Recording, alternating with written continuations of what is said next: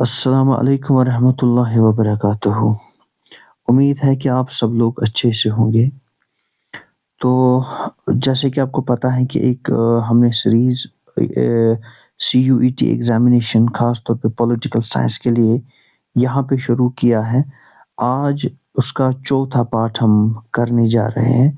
यहाँ तक हमने क्या किया है, पहला वाला जो लेक्चर था, उसमें हमने सीयूईटी एग्ज़ामिनेशन में जो पॉलिटिकल साइंस का सिलेबस है वो डिटेल में डिस्कस किया। उसके बाद हमने पहला यूनिट जो है one party dominance era of one party dominance, उसके ऑब्जेक्टिव्स को डिटेल में यहाँ पे डिस्कस किया। आज तक हम 40 ऑब्जेक्टिव्स तक पहुँचे हैं। कल हमने यहाँ तक पढ़ा है। अब आज हम इसको 41 ऑब्जेक्टिव के बाद पढ़ने जा रहे हैं, ठीक है? तो करेंगे स्टार्ट। सबसे पहले ये वाला है, क्वेश्चन 41 क्या बोल रहा है, which term describes the peaceful change of government through the elections. तो सबसे पहले कॉप कॉप क्या होता है सर? कॉप का मतलब होता है आर्मी की वजह से फोर्स रिमूव करना गवर्नमेंट को सडनली। कॉप होता है ड्यू टू आर्मी अगर कभी गवर्नमेंट को क्या करेगी बेटा, फोर्स करेगी और फिर उसके बाद आर्मी फोर्स करेगी और गवर्नमेंट को चेंज करेगी। क्या यहाँ पे इंडिया में ऐसा कुछ हुआ है? ऐसा हमने अभी तक कहीं पे नहीं पढ़ा है।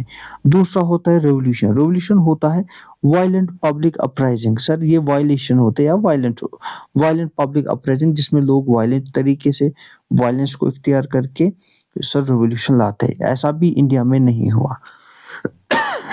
सॉरी। तो एक और है इसमें डिक्टेटरशिप। डिक्टेटरशिप क्या होता है सर? जहाँ पे कोई भी फ्री इलेक्शन नहीं होता है और जहाँ पे कोई भी पीसफुल चेंज नहीं होता। सर डेमोक्रेटिक ट्रांजैक्शन फिर है क्या? इसका आंसर जो है वो यही है। इसका जो आंसर आपको सही मिलेगा वो मिलेगा बेटा जो आंसर नंबर सी, ठीक है ना? Answer number C is the correct answer. तो इसमें आप देख लेना, ठीक है ना? Answer number C is the correct answer. एक मिनट आप देख लीजिए। Answer number C is the correct answer, ठीक है? तो चले, तो आंसर नंबर सी हमने यहाँ पे करेक्ट आंसर किया इसका। अब इसको थोड़ा डिटेल में यहाँ पे समझने की कोशिश करेंगे। सर क्वेश्चन नंबर था ये, जैसे कि आपको पता है क्वेश्चन नंबर था ये 41, और 41 में था कि इंडिया में जो पीसफुल गवर्नमेंट चेंज हुई ना पीसफुली, जैसे फ्रॉम कांग्रेस टू जो दूसरी गवर्नमेंट जैसे जेडीयू वगैरह, ठीक है ना? तो यहाँ पे जो पीसफुल चेंज हुआ है, कांग्रेस की जो डोमिनेंस एंड हुआ है ना, किस तरीके से हुआ है ये हमें समझना है। पहले आप आंसर लिख लीजिएगा। आंसर है इसका सी, जो कि है क्या, डेमोक्रेटिक ट्रांजिशन। क्या है बेटा? डेमोक्रेटिक, एक मिनट रुक लेना, डेमोक्रेटिक ट्रांजिशन इसका आंसर है। ट्रांजिशन, ठीक है, डेमोक्रेटिक ट्रांजिशन। अब इस डेमोक्रेटिक ट्रांजिशन को बेटा हमें समझना है। डेमोक्रेटिक ट्रांजिशन क्या होता है sir? It is actually when power changes without violence. याद रख लें सर, पावर जब चेंज होता है ना, लेकिन क्या होता है सर, उस टाइम पीरियड में कोई वायलेंस का इख्तियार लोगों ने नहीं किया होता। सो पावर यहाँ पे चेंज होता है वायलेंस के बगैर, विदाउट वायलेंस। तो डेमोक्रेटिक ट्रांजिशन इसी को बेटा बोलेंगे। आया समझ? जब क्या होता है सर, पावर चेंज होता है विदाउट वायलेंस, इसको ध्यान में रख लेना। फिर विदाउट वायलेंस सर कैसे पावर चेंज हो सकता है? तो you can write here sir, फिर ये इलेक्शन जो ये जो गवर्नमेंट चेंज हो सकती है ना विदाउट वायलेंस, तो ये थ्रू इलेक्शंस ही चेंज यहाँ पे हो सकता है। तो यहाँ पे आप डेमोक्रेटिक ट्रांजिशन में आपको समझना है ये वायलेंस के बगैर चेंज हुआ है और इलेक्शन के थ्रू यहाँ पे चेंज हुआ है। You can say by the will of the people ये चेंज हुआ है। You can write here, will of the people change हुआ है।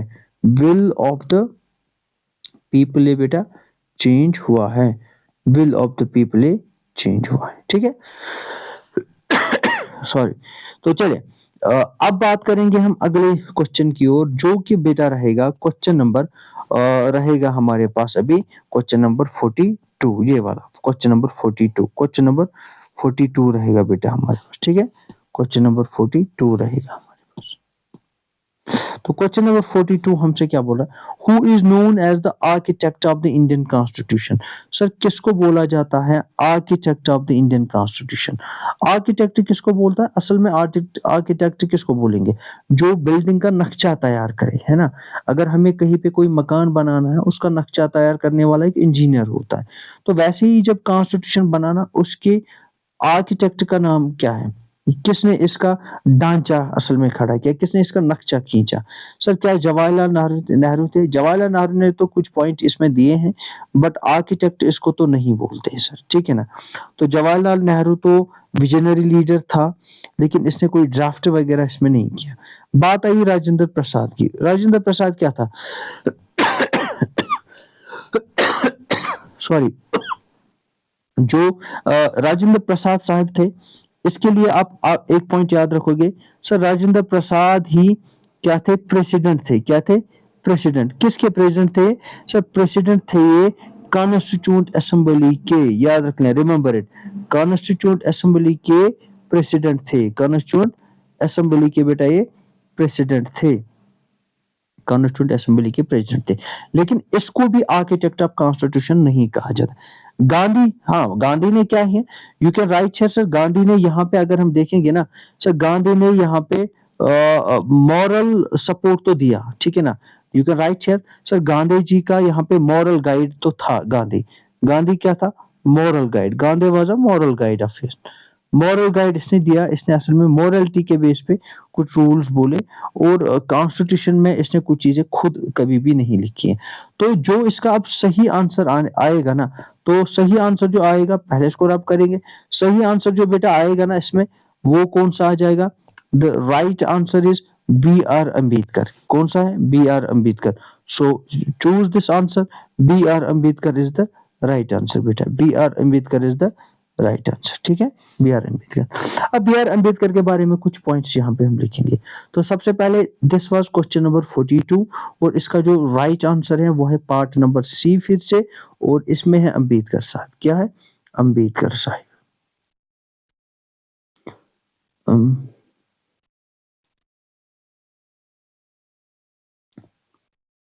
अम्बेडकर, अम्बेडकर साहब इसके राइट आंसर है, ठीक है, अम्बेडकर साहब। तो इसके बारे में कुछ बातें करेंगे, ठीक है ना, अम्बेडकर साहब के बारे में कुछ हम बातें करेंगे, समझेंगे कि क्या था इस अम्बेडकर के रिगार्डिंग कॉन्स्टिट्यूशन। पहला पॉइंट सर, ये जो अम्बेडकर था ना, यही ड्राफ्टिंग कमेटी का चेयरमैन था।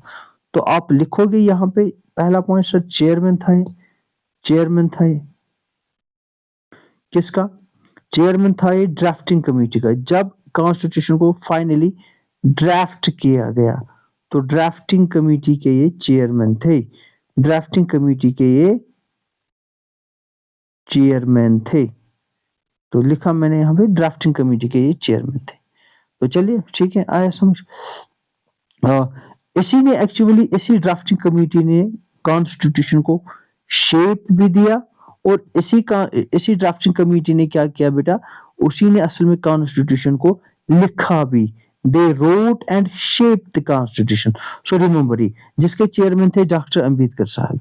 सो we can say in another words, he studied constitutions of many countries and ensured justice, equality and rights for all citizens। इस बंदे ने क्या किया, इसने बहुत सारी कंट्रीज के कॉन्स्टिट्यूशन को पढ़ा, और फिर कुछ चीजें इसमें इंक्लूड की इंडिया के कॉन्स्टिट्यूशन। जैसे इसने टर्म इस्तेमाल की, वहां पे यूज भी की और इंक्लूड भी की जस्टिस। बोला कि हिंदुस्तान का कॉन्स्टिट्यूशन जस्टिस प्रिवेल करना चाहिए। हिंदुस्तान के कॉन्स्टिट्यूशन में सर बोला there should be equality in Indian constitution, ये यहाँ पे ये लिखा। और बोला यहाँ पे इंडिया के कॉन्स्टिट्यूशन में राइट्स भी होने चाहिए। तो ये इस तरीके से इस क्वेश्चन का आंसर कंप्लीट होता है, ठीक है। तो चलो बेटा मूव करेंगे हम अब क्वेश्चन नंबर 43 की, ठीक है ना। क्वेश्चन नंबर 43 क्या बोल रहा है, इस पे भी बात करेंगे। चलिए नाउ 43 हमें क्या बोल रहा है, 43 हमें बोल रहा है, इसको जूम करेंगे थोड़ा। 43 बेटा हमें बोल रहा है, हमसे पूछ रहा है, एक मिनट दीजिएगा। 43 क्या पूछ रहा, 43 पूछ रहा which right is essential for democracy. कौन सा राइट है इसमें जो कि बहुत ही इंपॉर्टेंट है, किसके लिए बेटा, डेमोक्रेसी के लिए। पहला पॉइंट, सर क्या इसमें जो डेमोक्रेसी के लिए कौन सा राइट इंपॉर्टेंट है? राइट तो हमारे पास कितने हैं, सबसे पहले इसकी बात करेंगे। फंडामेंटल राइट टोटल 6 है, पहले थे 7। राइट टू प्रॉपर्टी को बाद में वहां से हटाया गया, उसको लीगल राइट बनाया गया है 300 ए आर्टिकल में, क्लास ए आर्टिकल में इसको लीगल राइट बनाया गया। किसको? राइट टू प्रॉपर्टी में। इसको इसकी बात करेंगे भी। सबसे पहले क्वेश्चन नंबर ये है, इसमें सबसे पहले अगर हम बात करेंगे जो आंसर इसमें आ जाएगा ना, क्या प्रॉपर्टी, वोट, रिलीजन या मूवमेंट, कौन सा आ जाएगा? सर इसमें सबसे इंपॉर्टेंट डेमोक्रेसी का जो बेस रूट बनाएगा ना, वो बनाएगा बेटा राइट टू वोट। याद रख लेना, right to vote is the correct answer for this question. So right to vote is the correct answer. Right to vote is the correct answer for this answer. ये वाला question जो है, इसके लिए right to vote जरूरी है।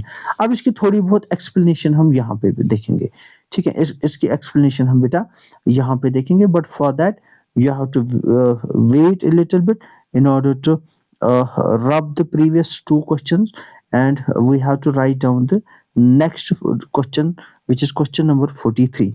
तो चलिए 43 क्वेश्चन नंबर क्या बोल रहा है, इसमें से कौन सा जरूरी है? इसमें मैंने बोला sir answer is answer number, again answer नहीं, अगेन नहीं, answer number B is the correct answer. और इसमें क्या है? Right to vote, right right to vote, right to vote बेटा, ठीक है? Right to vote, okay. अब यहाँ पे बात करेंगे जैसे डेमोक्रेसी का मतलब है क्या असल में? अगर हम शॉर्ट में देखेंगे ना, डेमोक्रेसी का जो मेन मुद्दा और मकसद है ना, डेमोक्रेसी का जो मेन मतलब है ना, उसकी बात करेंगे। सो डेमोक्रेसी का जो मेन मतलब है ना, वो पता क्या है? पीपल चूज देयर रूलर्स, और इन another words you can say elected government. क्या है? Elected government, elected government. Sir elected government कैसे बनती है? सर इनको लोग चूज करते हैं, पीपल,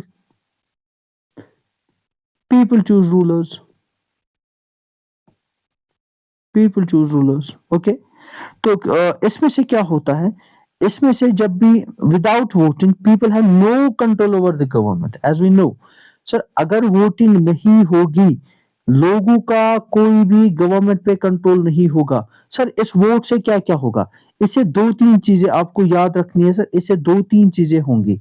दो तीन चीजें कौन सी? पहला चीज आप यहाँ पे याद रखोगे सर, इस वोट से पहला पॉइंट जो आपको याद रखना है ना, इससे लोगों की पार्टिसिपेशन बढ़ती है, पार्टिसिपेशन इन इलेक्शंस, ठीक है ना? पार्टिसिपेशन लोगों की बेटा बढ़ जाती है, ठीक है? पार्टिसिपेशन लोगों की बढ़ जाती है। दूसरा पॉइंट आपको इसमें से याद रखना है, वो ये है कि लोगों को एक तरीके से जो वहां पे चॉइस मिलती है कि वो किस गवर्नमेंट को चूज करेंगे ना। Move two point number third, that is government जो भी बनेगी ना सर, अकाउंटेबल गवर्नमेंट बनेगी। What is this accountable government? Sir government को हम पूछ सकते हैं, और इन another words you can write down here कि सर गवर्नमेंट जो भी बनेगी ना सर, वो यहाँ पे आंसरेबल बनेगी। क्या बनेगी? आंसरेबल गवर्नमेंट बनेगी। उनको जवाब देना पड़ता है और जवाब देना पड़ेगा, ठीक है ना? आंसरेबल गवर्नमेंट बेटा बनती है, ठीक है? होप कि ये क्वेश्चन आपको अच्छे से समझ आया। बाकी राइट्स भी जो है इम्पॉर्टेंट हैं, ये नहीं है कि खाली यही राइट इम्पॉर्टेंट है, लेकिन वो राइट्स होंगे ही नहीं अगर वोटिंग नहीं होगी। यहाँ पे लिख लेना आप, the other rights does not exist और can not exist without this voting right. Hope कि आपको ये क्वेश्चन अच्छे से समझ आया। चलिए अब मूव करते हैं हमारे क्वेश्चन की ओर। नेक्स्ट क्वेश्चन जो है क्वेश्चन नंबर बेटा कौन सा क्वेश्चन नंबर है हमारे पास अभी 44 क्वेश्चन नंबर। तो 44 क्वेश्चन नंबर की बात फिर से करेंगे, सॉरी एक मिनट, 44 क्वेश्चन नंबर की बात करेंगे। Which party emerged as the major opposition in early years? Sir कौन सी पार्टी ऐसी थी जो मेजर अपोजिशन पार्टी रही है? मेजर अपोजिशन पार्टी, कांग्रेस तो अपोजिशन पार्टी नहीं थी। कांग्रेस तो यहाँ पे आपको याद रखना है सर, कांग्रेस इसमें से रूलिंग पार्टी खुद थी, ये तो नहीं आएगा। दूसरा, बीजेपी पहले दिनों में उतना खास तो नहीं कर पाया, जनता दल भी उतना खास नहीं पड़ा, लेकिन सीपीआई का कुछ यहाँ पे आइडिया लगता है। हाँ सीपीआई इसमें राइट आंसर है, क्योंकि सीपीआई मैंने कल आपको बोला था सर, सीपीआई जो पार्टी है ना, कम्युनिस्ट पार्टी ऑफ इंडिया है ना, कम्युनिस्ट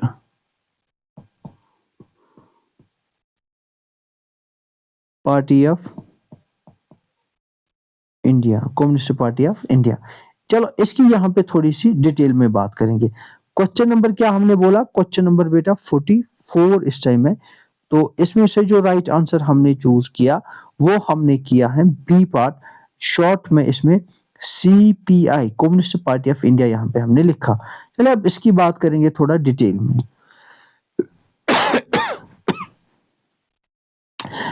इंडिपेंडेंस के बाद हमें पता है सर, आफ्टर इंडिपेंडेंस, ठीक है ना, कलर थोड़ा चेंज करेंगे, कलर फिट नहीं लगता है, चले after independence, after independence, after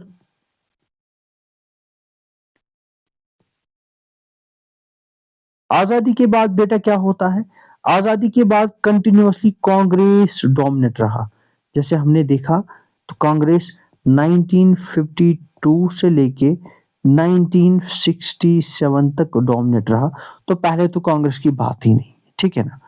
तो CPI strongly criticises the government policies and represented workers and farmers. CPI ने एक अच्छी गेम खेली, उन्होंने गवर्नमेंट के पॉलिसीज को बड़ी हद तक क्रिटिसाइज किया। गवर्नमेंट के पॉलिसीज को बेटा क्या किया, गवर्नमेंट के पॉलिसीज को उन्होंने क्रिटिसाइज किया। क्या किया, क्रिटिसाइज किया गवर्नमेंट के पॉलिसीज को। किन्होंने किया बेटा, ये किया सीपीआई ने, बड़ा अच्छा काम किया, क्रिटिसाइज किया गवर्नमेंट के पॉलिसीज को। और साथ में पता इन्होंने क्या किया, इन्होंने हमेशा रिप्रेजेंट किया इंडिया में वर्कर्स को, खास तौर पे फार्मर्स को। रिप्रेजेंट किनको किया सर, वर्किंग क्लास को, ठीक है ना। यहाँ पे लिखेंगे सर, इन्होंने वर्किंग क्लास को रिप्रेजेंट किया, वर्किंग क्लास को मींस मिडिल क्लास को, इनको इन्होंने रिप्रेजेंट बेटा यहाँ पे किया। So making it the main opposition part. तो ये बाद में क्या बना, तो ये अगर हम यहाँ पे इस क्वेश्चन की बात करेंगे, जो बीजेपी और जनता दल है वो बाद में फिर ये इमर्ज होती है एज अ मेजर पार्टी। पहले तो इनका ये यहाँ पे रोल था, ठीक है। तो चलिए बात करेंगे नेक्स्ट क्वेश्चन की, बट बिफोर दैट हम इस क्वेश्चन को रब करेंगे और फिर दूसरा क्वेश्चन हम फिर बेटा यहाँ पे इसको डिटेल में देखेंगे। चलिए कौन सा क्वेश्चन है, अब है क्वेश्चन नंबर हमारे पास बेटा 45, क्वेश्चन नंबर 45 आ जाएगा हमारे पास, ठीक है। क्वेश्चन नंबर 45 क्या बोल रहा है, 45 बात करेंगे, which concept refers to the respect of for opposition in democracy. कौन सा कंसेप्ट इसमें हमें ये बोलता है कि हमें अपोजिशन पार्टी की रिस्पेक्ट करनी चाहिए। क्वेश्चन नंबर 45 बोल रहा है कौन सा कंसेप्ट इसमें बोलता है। तो सबसे पहले अथॉरिटेरियनिज्म में तो कोई किसी की तो सुनता नहीं है, सेंट्रलाइजेशन में भी तो ऐसा कुछ नहीं होता, मिलिटरिज्म में होता है ऐसा कुछ नहीं होता है। सो पॉलिटिकल टॉलरेंस की बात करेंगे, ये यहाँ पे सही है। सो political tolerance will be the correct answer, इसकी यहाँ पे हम बात करेंगे, ठीक है। एक मिनट दीजिएगा।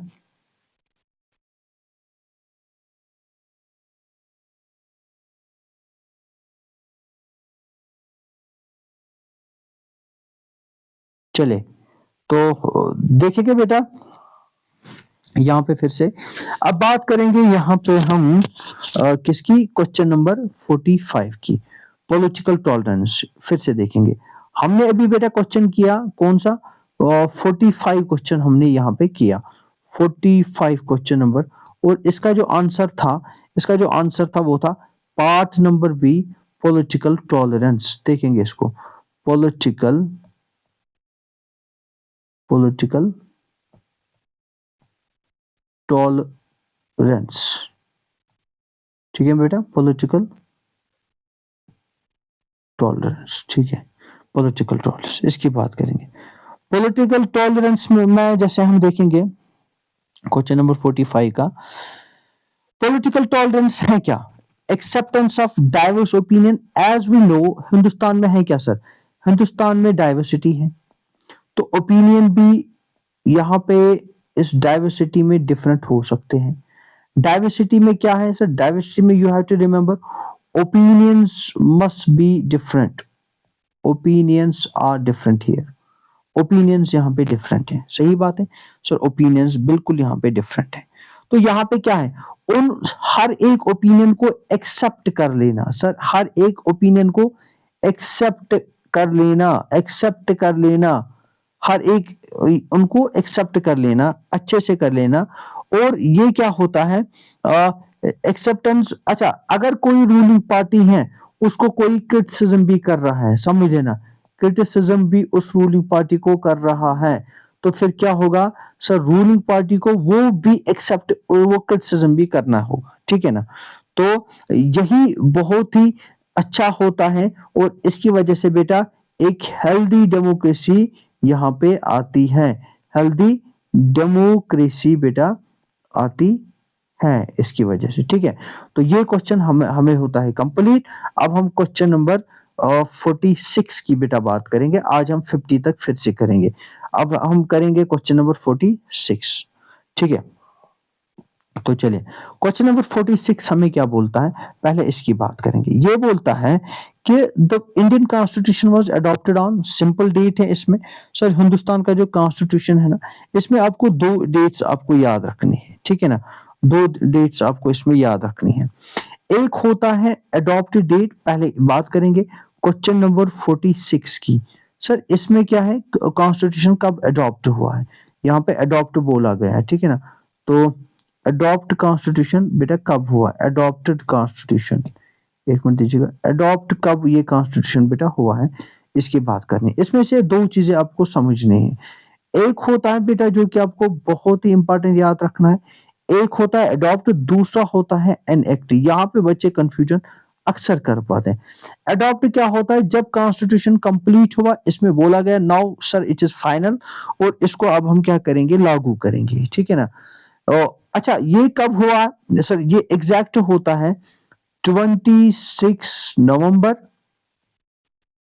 1949 को, 26 नवंबर 1949 को।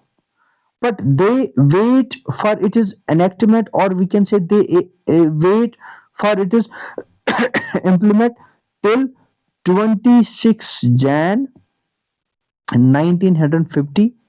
There was a reason behind it, उसकी बात फिलहाल हम नहीं करेंगे। तो फिलहाल यहाँ पे आपको याद रखना है कि यहाँ पे ये होता है, and this 26 November is celebrated a constitution day, constitution day बड़ा इंपॉर्टेंट पॉइंट मैंने बोला सर, कॉन्स्टिट्यूशन डे इसको मनाया जाता है, कॉन्स्टिट्यूशन डे के तौर पे इसको बेटा मनाया जाता है, ठीक है ना। तो इस डेट पे ये क्या हुआ था, अडॉप्ट, सॉरी एनेक्ट हुआ था, ठीक है ना। अडॉप्ट ये इसका, तो डेट दो इसमें अलग अलग है, ठीक है। तो चलिए अब बात हम करेंगे बेटा अब क्वेश्चन नंबर 47 की, किसकी, क्वेश्चन नंबर 47 की। तो चलिए क्वेश्चन नंबर 47 क्या हमें बोलता है, which features makes constitution, Indian constitution unique, कौन सा ऐसा फीचर है इसमें से जिसने हिंदुस्तान के कॉन्स्टिट्यूशन को बड़ा यूनिक बनाया। पहला है one religion, one language, social diversity and military rule. Question number 47 फिर से बोल रहा कौन सा इसमें है जिसकी वजह से कॉन्स्टिट्यूशन बड़ा यूनिक बना है। तो इसमें से जो ऑप्शन है ना, इसमें ऑप्शन है सोशल डाइवर्सिटी को यहाँ पे अडॉप्ट किया गया, इसकी वजह से ये यूनिक बना है। फिर से इसको यहाँ पे पढ़ने की बेटा हम कोशिश करेंगे। क्वेश्चन नंबर है 47, तो ऑप्शन नंबर इसमें से जो राइट ऑप्शन आ जाएगा, so you have to remember the right option is part number C. तो जिसमें मैंने बोला सोशल डाइवर्सिटी क्या है सर, यहाँ पे डाइवर्सिटी में आपको डिफरेंट रिलीजन मिलेंगे सर, यहाँ पे आपको डाइवर्सिटी में डिफरेंट सर लैंग्वेजेस मिलेंगे, ठीक है ना सर। यहाँ पे डाइवर्सिटी में डिफरेंट आपको कास्ट मिलेंगे सर, यहाँ पे डाइवर्सिटी में आपको डिफरेंट क्रीड मिलेगा।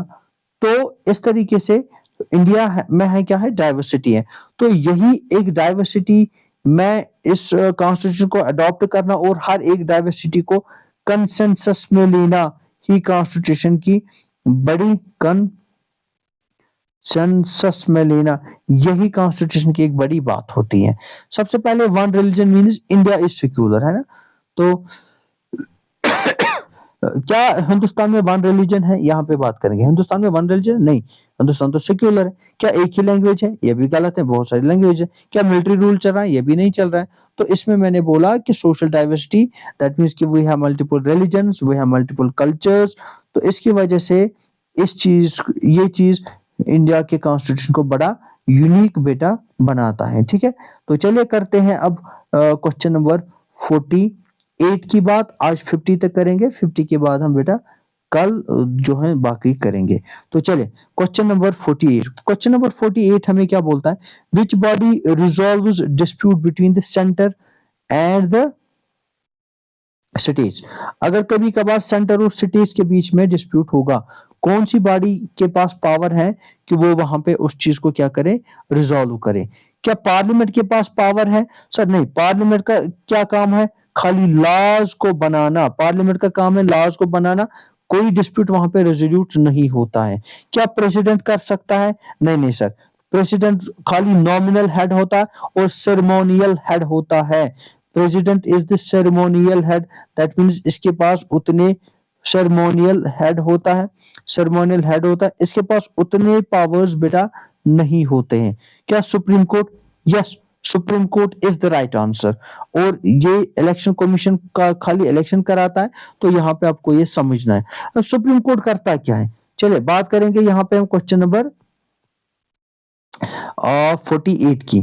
क्वेश्चन नंबर 48 क्या हमें बोलता है सर, क्वेश्चन 8 बोलता है कि डिस्प्यूट कौन रिजॉल्व कर सकता है सेंटर और स्टेट के बीच में। ये है बेटा आंसर इसका सुप्रीम कोर्ट। सुप्रीम कोर्ट की थोड़ी सी बेटा हम बात करेंगे, सुप्रीम कोर्ट की हम थोड़ी सी बात करेंगे। Supreme supreme court, supreme court देख लेना बेटा। सुप्रीम कोर्ट का काम क्या है सर, सुप्रीम कोर्ट के दो तीन काम है। एक होता है इसके डिस्प्यूट्स को रिजॉल्व करना। सर डिस्प्यूट किन किन के दरमियान, sir dispute between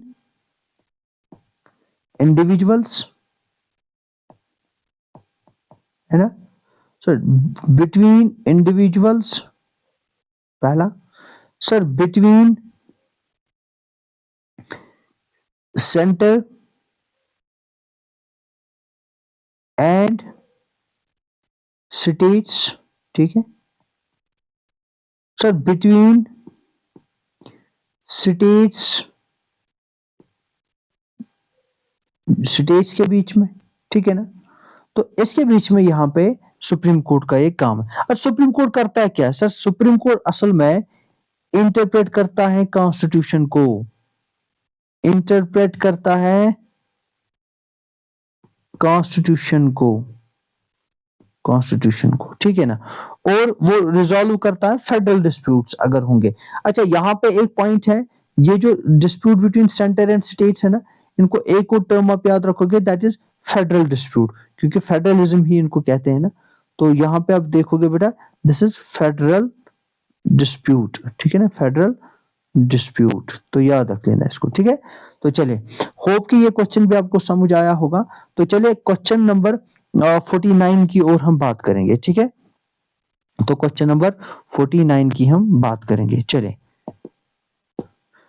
question number 49। Question number 49 क्या बोल रहा है, the right to form political parties comes under. Political party बनाना किस आर्टिकल में आता है सर, पॉलिटिकल पार्टी बनाना किस आर्टिकल में आता है। फिलहाल हम क्वेश्चन नंबर 49 की बात करेंगे। जो पॉलिटिकल पार्टीज हम बनाते हैं, पॉलिटिकल पार्टीज, पॉलिटिकल पार्टीज अगर कोई बनाता है ना, वो किस आर्टिकल के अंडर में आता है, तो इसका हमें आंसर चाहिए। तो अब क्वेश्चन नंबर 49 जो है पॉलिटिकल पार्टीज के रिगार्डिंग, हमें सबसे पहले इसके ऑप्शंस देखने हैं। क्या राइट टू इक्वालिटी में आ जाएगा? सर नहीं, इक्वालिटी का मतलब इक्वल ट्रीटमेंट, यहाँ पे एसोसिएशंस का कोई काम ही नहीं है, ठीक है ना। राइट टू फ्रीडम में आता है, यस बिल्कुल राइट टू फ्रीडम में आता है। फ्रीडम में आता है freedom of associations allows political parties. इसमें आपको आंसर नंबर जो है बेटा बी याद रख लेना है, करेक्ट है, फिर से बी इसमें करेक्ट है। वो क्या है, freedom of associations, freedom of associations, associations party banana, association sir कोई पॉलिटिकल पार्टी भी हो सकते हैं। तो इसमें ये जो आंसर जो है करेक्ट है। तो यहाँ पे ये अलाउ करता है कि पॉलिटिकल पार्टी बनाए। और फिर बात रही सी की, राइट अगेंस्ट एक्सप्लॉयटेशन में आता है, जैसे इसमें आता है चाइल्ड लेबर आता है सर, इसमें आता है ह्यूमन ट्रैफिकिंग आता है, तो ऐसे ऐसी चीजें आती हैं। तो कल्चरल राइट्स में भी क्या होता है, माइनॉरिटी के कल्चर को प्रोटेक्ट करना, ये इसके लिए। चलो हम मूव करेंगे हम बेटा क्वेश्चन नंबर 50 की ओर। किसकी ओर? क्वेश्चन नंबर 50 की ओर। 50 क्या बोल रहा है? Which principle means power share between centre and state? कौन सा प्रिंसिपल इसमें पावर शेयर बोलता है सेंटर एंड स्टेट के बीच में? Secularism means where there is no religion of any state of any government. Federalism का मतलब है स्टेट और सेंटर के बीच में पावर शेयर करना। तो यही इसका करेक्ट आंसर है। बाकी सोशलिज्म है equal distribution of resources, nationalism है पैट्रियोटिज्म के रिगार्डिंग है। तो यहाँ पे ये आप समझ लेना, इसमें federalism is the correct answer. तो फेडरलिज्म है क्या? इसमें से जो आंसर नंबर है वो answer number B is the correct answer, जिसको हम बोलते हैं फेडरलिज्म। फेडरलिज्म, तो it is the correct answer. तो यहाँ पे आपको बेटा समझना है फेडरलिज्म है क्या। फेडरलिज्म असल में हमें बोलता है कि हमें सिखाता है डिवीजन ऑफ पावर को। Division of division of power को हमें ये सिखाता है। किस किस के दरमियान? Between centre and state. Between centre and states. ठीक है बेटा, बिटवीन सेंटर एंड सिटीज। तो चले आजकल के लिए, आज के इस वीडियो के लिए इतना काफी है। मेरे ख्याल से काफी लंबा वीडियो जा रहा है, तो कल 50 के बाद हम इसको करेंगे। लेकिन आपसे एक ही रिक्वेस्ट है, इस चैनल को आप सब्सक्राइब कीजिएगा, अपने दोस्तों के साथ शेयर कीजिएगा, और बेल आइकन का बटन जरूर आप प्रेस कीजिएगा, ताकि आने वाले वीडियोस के रिगार्डिंग आपको इन्फॉर्मेशन पहुंचेगी।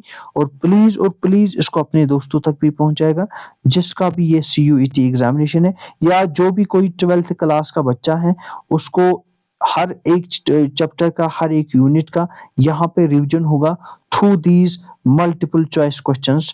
चले, अल्लाह हाफिज, मिलते हैं कल नेक्स्ट वीडियो में। ओके, अल्लाह हाफिज।